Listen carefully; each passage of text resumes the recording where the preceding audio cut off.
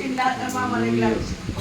Kaya sabi ko, patuloy pa rin ako mga kapatid, hindi ako nagsawa na mananalangin sa ating Panginoon. Hanggang namalayan ko, wala na ang apat na bukol. Kaya sabi ko, salamat sa Diyos. Dahil yung doktor, si Dr. Santiago, kung narinig nyo, praise God, siya po ang doktor na nag-check up sa akin na sabi tanggalin ang dili ko. Dahil kung mayroon pang matitira doon, lilipat dito sa kabila.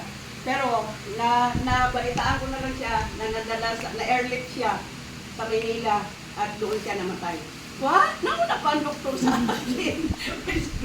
Kaya sabi ko, iba si Lord kapag magbigay ng kumpletong kagalingan sa iyo. God, wala pong problema. Hanggang sa ngayon, wala na kung anong karamdaman sa aking dili. God, kaya sabi ko, napakabuti ng Diyos.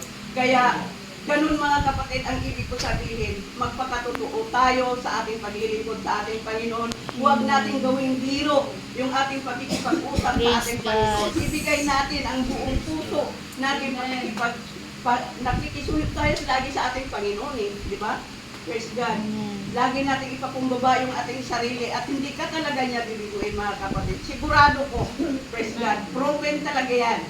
Dahil hindi lang yung bukol sa didi ko ang nangyari na pinagaling sa atin ng ating Panginoon. Pati yung aking osteoarthritis dito sa likod, to God be all the glory. Praise God. Sabi ng doktor, kailangan mo mag-maintenance.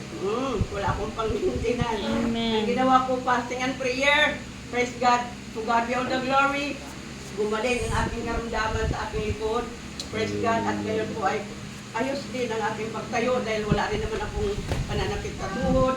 Kaya sabi ko, napakabuti talaga ng Diyos. Kaya patuloy tayong maglingkod sa ating Panginoon. Praise God. Huwag tayong mangimagod. Amen. Praise God. Patuloy tayo. Huwag tayong padala sa mga pagkikayat ng kaaway sa ating kapaligiran. Praise God. Kundi panghawakan nating mahigpit ang salita ng ating Panginoon sa ating buhay. Dahil ito yung ating kalakasan at pag-asa tagumpay habang tayo naglilingkod sa ating Panginoon. Kaya maraming salamat sa ating Diyos sa gabing ito. Alam ko na, praise God. Glory, hallelujah. Kaya salamat sa Diyos sa kanyang mga kabutihan sa atin, sa pagtugon niya ng ating mga hinihiling at dinadalangin sa kanya. Hindi niya tayo binibigo, praise God.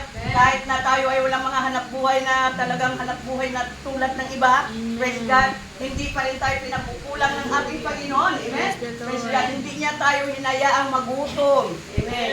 Praise God, hallelujah. Talaga napakabuti ng ating Panginoon. Kaya ano ang ating maigaganti sa ating Panginoon? Yung ating katapatan sa ating paglilingkod sa ating Diyos, ang ating pagpapanatili na may pagtitiis habang tayo naglilingkod sa ating Diyos. Praise God. Salamat at ating bibigay sa ating